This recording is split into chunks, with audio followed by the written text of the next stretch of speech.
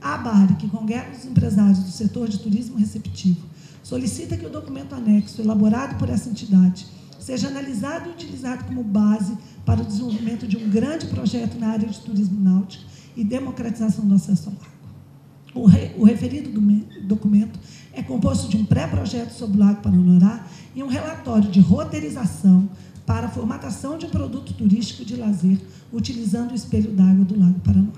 Nesse pré-projeto, sugerimos 13 áreas para implantação de terminais turísticos lacustres. O projeto propõe a execução em 2 fases. A primeira fase, os terminais turísticos lacustres já deverão estar prontos para operação antes da Copa de 2014. E na segunda fase, propõe-se que sejam interligados ao longo de um período de 6 anos pós-Copa.